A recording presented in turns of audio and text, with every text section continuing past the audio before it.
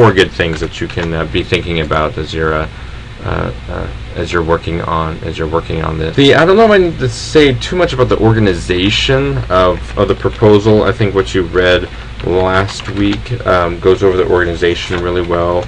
That you have your purpose section, which is usually pretty brief, but then your problem or your needs section, which is you're presenting all of the research, and the goal of this section is to prove that a problem exists or that a need exists. So it always helps in this section of your proposal. The first section is purpose. Second section, problem. You can use, generalizations, but if you can present evidence that is quantifiable, that's usually a little bit better. Quantifiable details, such as like the amount of money or time a company is losing per day, maybe, or an organization or people. Is there a way that you can document the trouble, whether it's financial? Maybe there are numbers that you can find. Anecdotal evidence can certainly go a long way. That's not necessarily quantifiable, but maybe you found something through your ethnography project that might be worth pursuing. So you might have some information from some interviews that you've already conducted that might help out. Another good one is that is looking at the mission statement or the values of an organization, and maybe how they aren't being met, how they're not able to fulfill their mission statement. Again, you have to show quantifiably or through interviews that these things aren't being met. So always relating a problem to an organization's image or mission is usually sometimes a good strategy to go, because it could affect their credibility. And then the third section of any proposal is the solution. This is where you're clearly just laying out the change that you want approved. Some key things here, right, is tie your solution directly back to the problems. Each part of your plan should help eliminate that problem, or parts of that problem should benefit the nonprofit that you're writing on behalf of. Now, here again, your reader is going to expect some factual evidence, so be specific. Don't merely outline the plan and say that the details can be worked out later. Provide some evidence that, one, right, is the plan workable, and two, is, especially for a revenue source, is it cost effective. So to get the reader to say yes to both of these questions, you have to supply facts that you've gathered as a result of your research. So if you think that there's some kind of team center, perhaps, that needs new equipment or new furniture, do the necessary homework. Find out the most efficient and cost-effective model of that equipment possible. Supply vendor name, costs, conditions. Document the specific tasks that the equipment can perform. Maybe if you're proposing some kind of change in procedure or policy, you need to lay out how this new procedure is going to work, who's going to be affected by it, when or should it go into operation, how much is it going to cost, what kinds of delays or losses the organization might experience, who does the organization already have available to help accomplish this change. And if it's relevant, you might also want to raise alternative solutions before the reader does, and to discuss their disadvantages. So this is where you're really going to be addressing those objections that you've been thinking about, those questions that your reader might have about the issue. And then the fourth section is your conclusion. And conclusions and proposals are relatively short, a paragraph or two at the most, I would think. In proposals, the key word is to remind your readers that the problem is ongoing, that it is serious, and that the reason for the change or the cost or whatever it is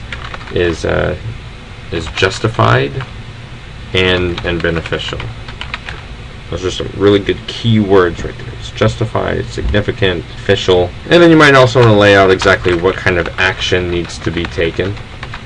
So as you can see, the layout is pretty much already set for you. A lot of grant applications look like this: the purpose, the problem, solution, conclusion.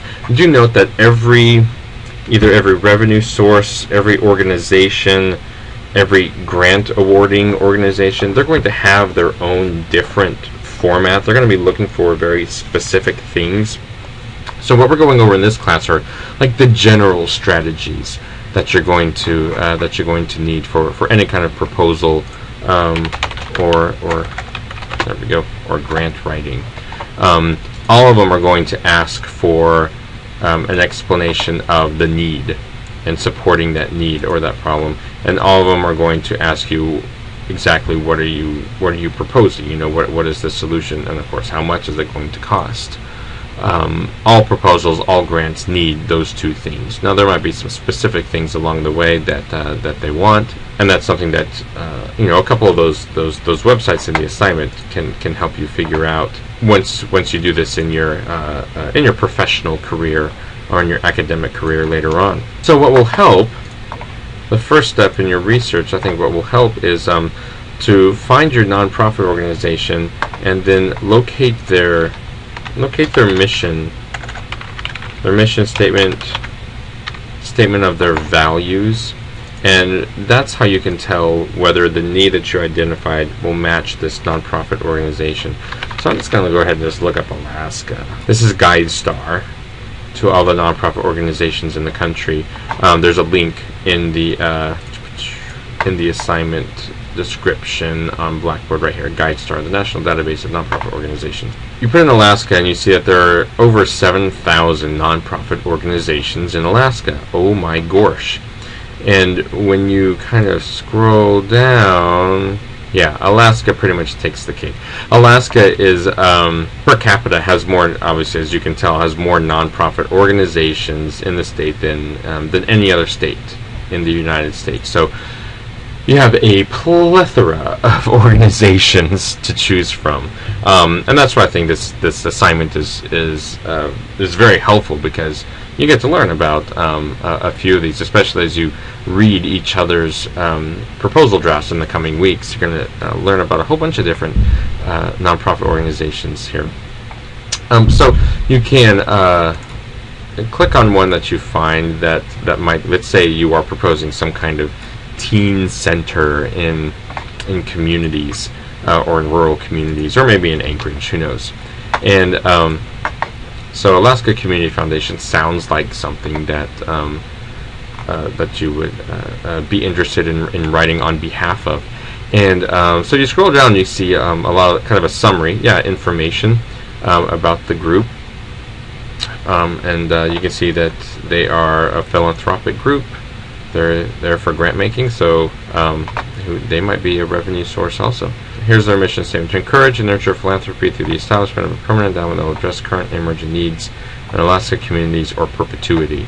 So this one actually might work. So if you're still interested, then you can go to their website and do a little bit of research about some of their past projects. Town Square 49. That's very interesting.